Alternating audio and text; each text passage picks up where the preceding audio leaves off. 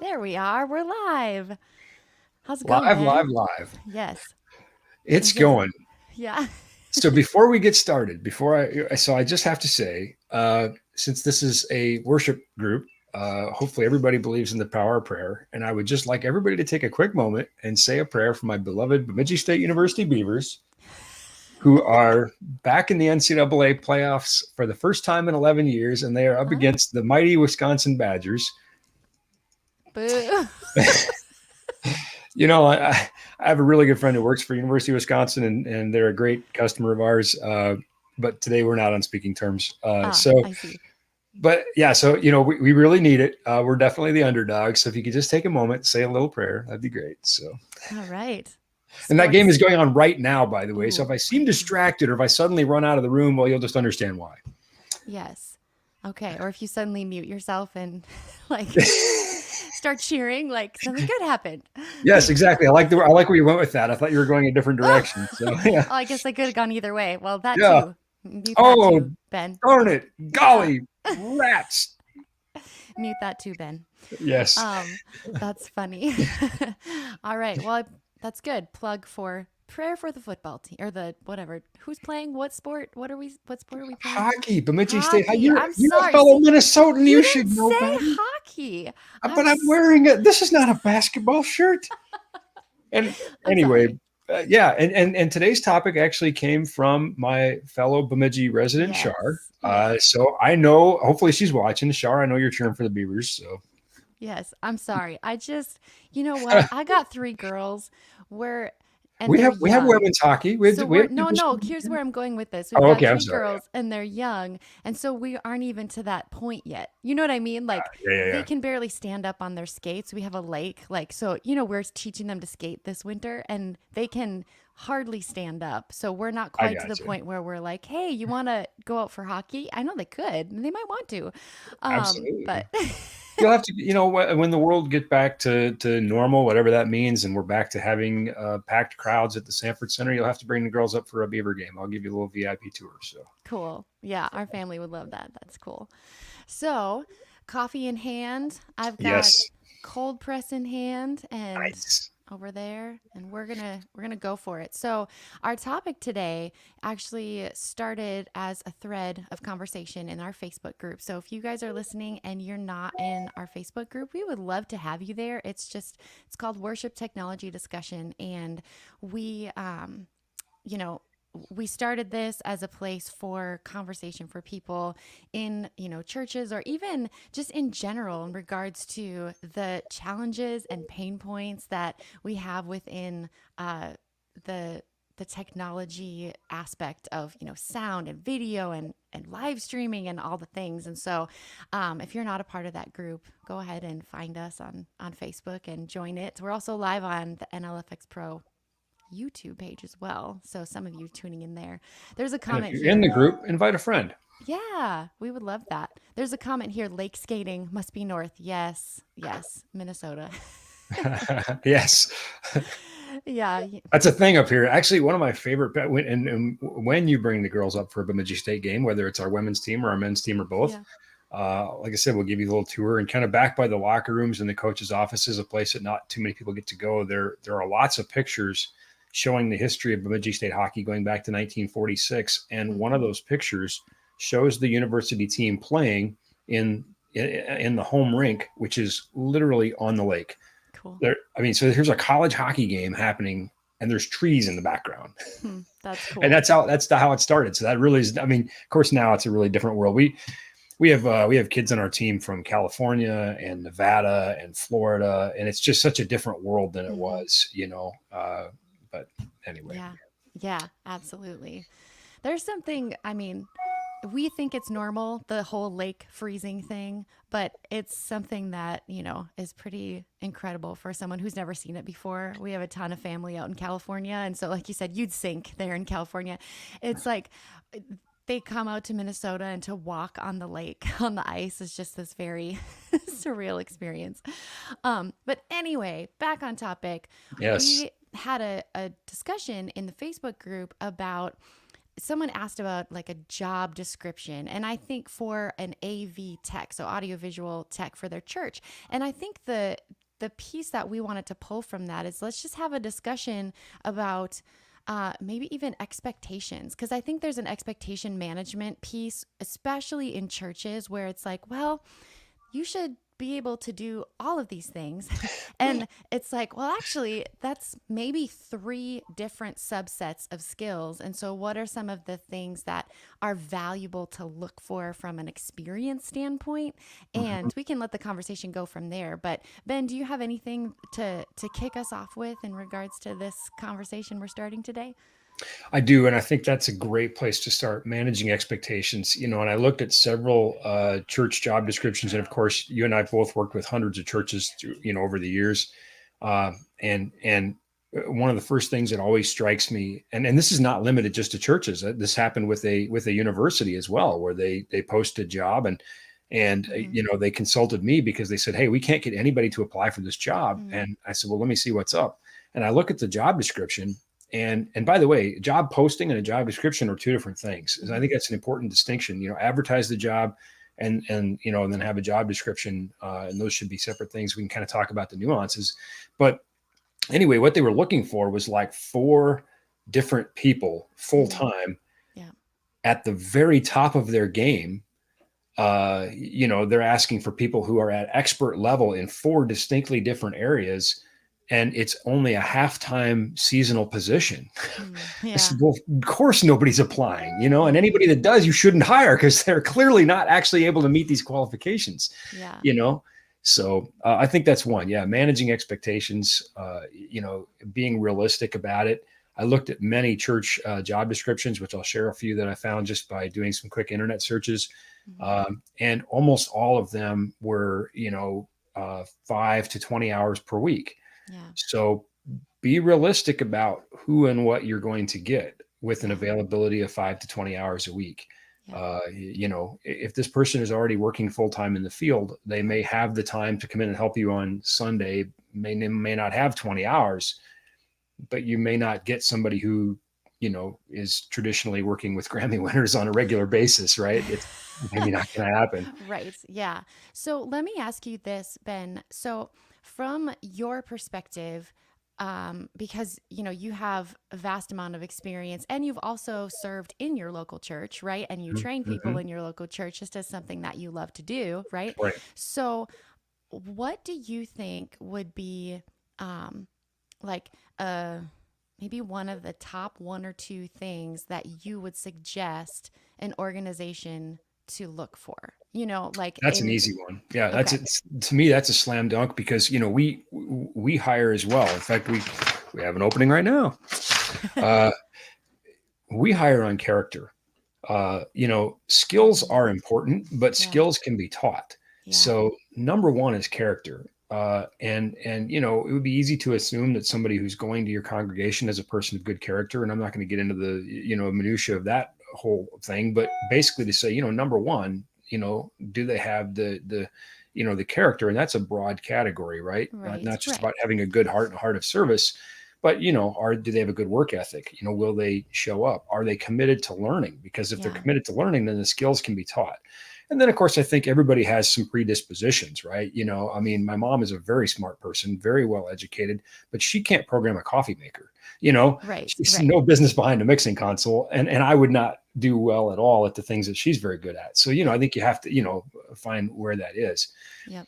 Um, a couple things that I kind of made getting into that being my number one, right? Yeah. Maybe my number one and number two. But I started thinking about the nuances of what that position might be as the church AV experience evolves, Mm-hmm. and thinking about mostly who our viewers are, medium and small churches, Mm-hmm.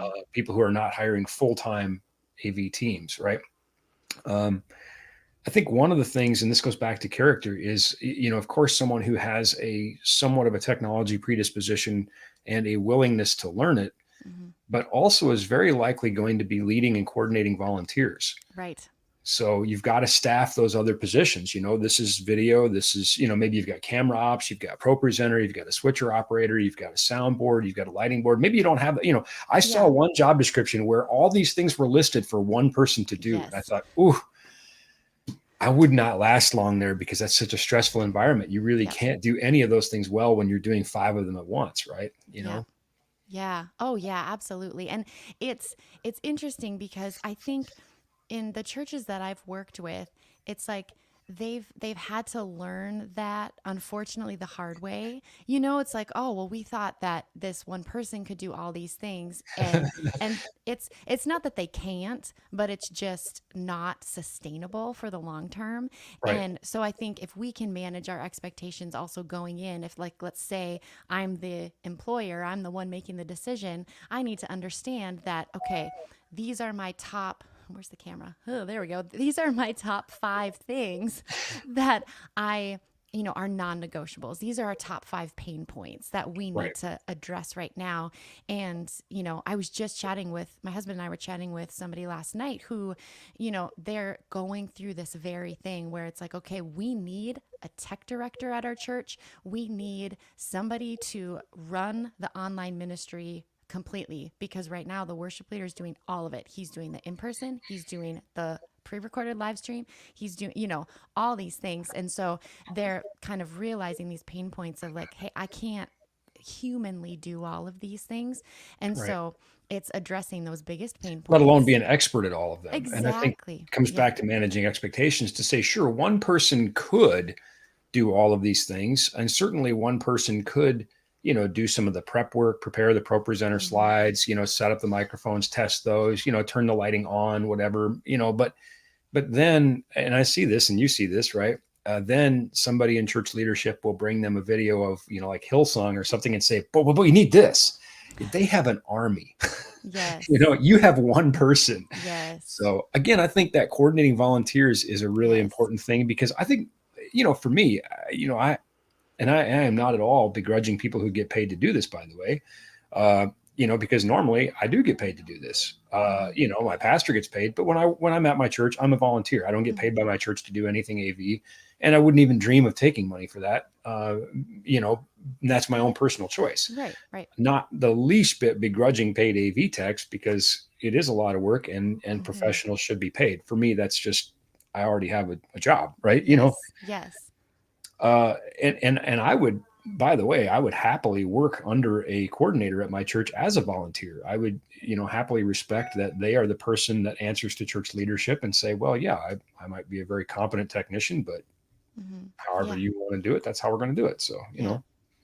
Yeah. Yeah. And I think it's, just along those lines, I really do think you're right, Ben, in that it's more about coordinating people and leading people and mhm. empowering people than anything else. Like it's obviously they, probably shouldn't have zero experience in that Oh, it's a field, tough place to be. Yeah. If you're a Yeah. paid, but a but it's tough all spot to of be in. yeah, but it is all about somebody who has the ability to empower volunteers and and maybe train them. And like for example, my husband at the church that we were at for years, I mean, he put together and installed the sound system at the church because it was a budget thing. It was Mhm, needed and he could do it, but mhm. he's not professional. There was definitely things that, he had to learn. But when it came to then, okay, now we've got sound, we've got video, we've got all this stuff, he was empowering other people and then being willing to say, like, look, I actually don't know the answer to that question. We're going to figure it out. Like, let's get you somebody who knows how and can help me help you, right? And Exactly. so Yep. it's all about like you don't have to be an expert at everything. And I think that's the misunderstanding maybe with a position like this, where it's more about empowering your volunteers and somebody who is willing to train and then willing to outsource maybe the training somehow. There's tons of places that you can do that. But I just wanted to touch on that because I think you're so right. That's a huge piece of it. I think there's two ways that can go too. I think that pressure can come from church leadership and it's okay to expect better results. It's okay to Mm-hmm. challenge people to grow. Uh, Absolutely. you know, it's okay as long as it's realistic, right? Like Right. I said, you can't have one person and say we want it to look like Hillsong. That's just not going to happen, you know. Right. But it can also come from within the person, and me personally, I expect a lot of myself, and Mm-hmm. when I don't meet my expectations, that bothers me, Right. and that's because I want to be better. And maybe sometimes that's healthy, but maybe sometimes it isn't, and maybe sometimes church leadership needs to say, "Hey, you're doing a great job. Just, Mm-hmm. you know, shake this one off, relax. Yeah, Yeah. you missed a mic cue on Sunday. God still loves you, and so do Mm-hmm. we. You know, Yeah. we're we're okay. Uh, so I think thinking about job descriptions and thinking about all the ones that I saw, I think it's good.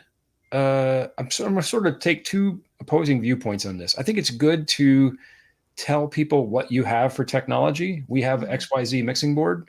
We Mm-hmm. use XYZ, video switcher, um, because it tells them where you're at. And Yeah. and I might say, well, okay, I know that board really well. Um, on the other hand, it doesn't really matter. I think if you can use one soundboard, you can use another. It might Right. take you a little bit of time, Mm-hmm. to get the nuances of where this button is versus that button, or how does it handle, this process is for that process. But if you can mix, you can mix. Yeah. If you understand basic audio, you can, and lighting boards are, similar in that way. They do similar things in different ways, and video switchers and all that. But so I think it might be important to list that, but certainly not important to say, well, but do you have experience with this console? Yeah. It's irrelevant, really. Yeah. Okay. Yeah, that's a good point. Do you think, I suppose, stating the equipment you have, like you said, it also gives the applicant an idea of, okay, so, it's an analog board that helps the Right. applicant understand, where your church might be at, and, I guess you wouldn't state it in the job description, but in the conversations with the applicant, you might want to mention, but hey, we're getting a digital board, or hey, Mhm. we're raising money for one, or whatever, because then that kind of gives them an idea of where you're headed too. Yeah, and I think if there's one thing my time in the industry has taught me, it's and the timeless, effort I spend doing webcasts and teaching classes and speaking at trade shows. Many times that is to people who are working in the industry, people who are taking a paycheck Mm-hmm. already. It's that this rabbit hole is really deep, and as much as I know, and as much as I'm regarded in the industry as an expert, I promise you, I phone a friend. you Mm-hmm. know, I have Yeah. friends I call them like, man, I don't know, like, help me out here, right? So nobody's going to have all the answers, right? So I think I just keep coming back to character. If you have a love of music, and you have a love of technology, and you have some experience. Again, you Mm-hmm. should have some if you're coming in to take a paid position. uh, but then it really comes down to your dedication and your commitment to learning and getting better, and for Mm-hmm. the church to giving you the time and the space to do that. And I think this really is regional too. Mm-hmm. If you're in a large metropolitan area, you may have a lot more people to pull from. Your Mm-hmm. talent pool might be larger. In a city like Bemidji, it isn't. So here again, if you're looking for someone to relocate from Louisiana or something for a 10 hour a week position, Right. that's probably not going to happen. you Right. know Yep. so which why we keep coming back to character. I think you can find people of good character everywhere, certainly lots of them here. So Yeah. Oh, absolutely. And that's such a huge piece of it, because if there's not the character and the teachability, then you're going to find a lot of frustration, because it's just, I've worked with countless people, and you can definitely see a huge gap between those who really want to learn and want to grow and are willing to, and those who aren't. oh And yeah, yeah, it's, and those whose character aligns with your mission. And I mean, you may have the best technician, but if they are impossible to work with and they are chasing off your volunteers, I would submit that you've taken a step backwards. yeah, you know you now have an amazing technician and no team.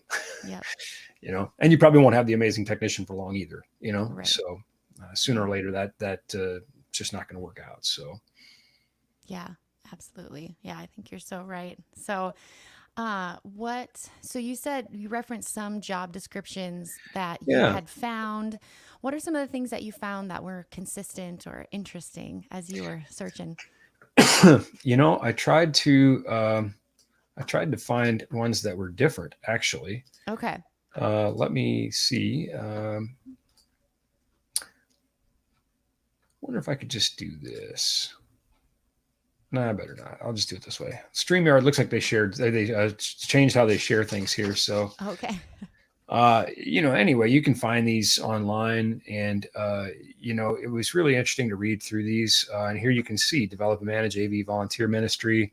Mm-hmm. Uh, there were some, where they talk a lot about exemplary personal and family life and that sort of thing. And I kind of thought, I mean, yes, of course we want good people working in our churches, but um, you know, isn't church also for for it's sort of like a hospital is not for the healthy, right? Yeah. So I'm just saying, I don't know if that should be in the job description, but that's just my 2 cents. Sure. Let's see. Let me find some more here. It looks like Kat needs to change our layout on the screen. Okay.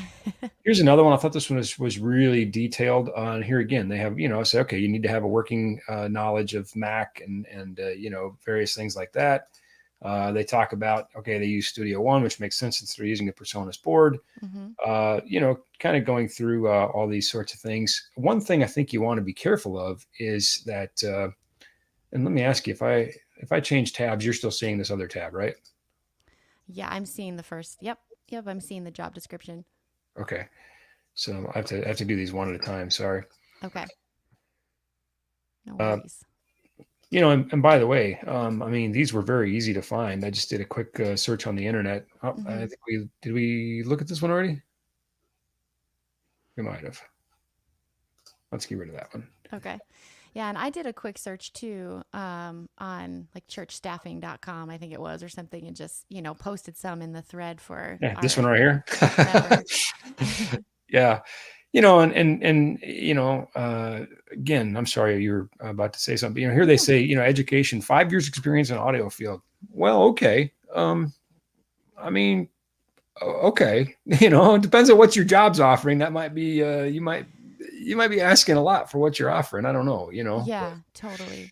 Yeah. I think like I mean, you mentioned earlier just the deep hole, and I think that can happen with job descriptions as well, where we get so overly specific and so right. overly detailed that it's like you were saying at the beginning, maybe no one's going to apply for it because they're like, well, I don't have all of that. And it's the same is true on the other side though. If you Hmm. don't put any parameters around it, but I think we just have to, you know, really hold those things, some of those things loosely. Like have in your mind what items you're willing to hold loosely. If you see this as like an extraordinary person who has some experience, maybe it's not 5 years, but maybe, they're very like have a knack for it and natural and they are willing to learn and willing to grow. To me, Hmm. that's more of a valuable asset. That's even what I look for when I was, you know, searching for my replacement for worship leader at the church we were serving at, because I knew it was time for me to step down and move on to more overflow worship ministry. And it's like, I, it was so clear to me that even though, yes, she's very talented musically and she, all these things, it's like, Hmm. it hands down had to do with character, her ability to coordinate volunteers, and her Right. willingness to submit and learn. Like I'm willing to grow, I'm willing to adapt and learn and, be a team player, not Hmm. a, Big time. yeah, Yep. Big time. yeah. Yeah, I think yeah, you summarized that really well. You've sort of taken all my thunder, which is I'm great. sorry. No, it's good. Again, you work with churches on the regular, and I think this is just your experience showing through. So I was thinking about some of the things for advertising the position Yeah. and that sort of thing. But I think we've covered these things pretty well with the job description. And I think Hmm. when you start advertising the position, you don't necessarily post the whole job description, but a summary. Talk a Sure. little bit about your vision. Talk about the expectations. How many hours a week it is. Talk about salary range. Hmm. That allows people to be better informed as to whether or not they want to apply. You're going to Hmm. get more qualified candidates. Again, I found there was a site called Work for Good, which had 19 points on that. And I would say, viewers, if you're interested, just go look them up. I agreed with most of them, not all Okay. of it, but you know. that's for you to decide. And I think that's what this show is about: is take a look at those job descriptions that you can find on the internet. I think you'll find some things in there that you'll sort of push back on and go, no, I don't agree with that. Well, that's good. That's important for you to Right. recognize and say, no, it's not really us as a congregation. And again, I think be honest with yourself and your congregation and your candidate, and give them space to grow. And the last thing that I would encourage, and this might sound self-serving since both you and I conduct training for churches, but um, support them in that. Hmm. Support. I mean, this because you do overflow. Churches send their people to your event, but give them the resources to continue to grow and learn. Hmm. Yeah. That to use a biblical reference, you can't make bricks without straw. Hmm. So I think they did, but anyway, the point is, it's easier if you have the straw. So Yeah. Oh, totally. And I think that's just a I don't know why it is, but I've, seen a huge difference between like organizations that I work with and that do this and like empower and invest in their teams and their growth, and those that don't. And it's not because they won't. It's more just like, oh, I they're so busy and so stretched and so like just kind of stretched to the nth degree that they don't have the capacity to think about it. But it's actually really freeing to say, hey, yeah, I would love it if you researched conferences that you wanted to go to, or a way mhm, to grow and grow in your craft, because that's a huge absolutely. part of it. And it can be, and that's exactly what I was thinking. So, but I want to add something else I just thought of, in that it doesn't have to only be conferences. Oh yeah. Having a few hours a week to come in and work on a mixing console before Sunday, so to speak. I mean, we're talking about my Beavers. Well, I promise you, they practice. They don't just show up for game day, right? They have Hmm. practices throughout the week.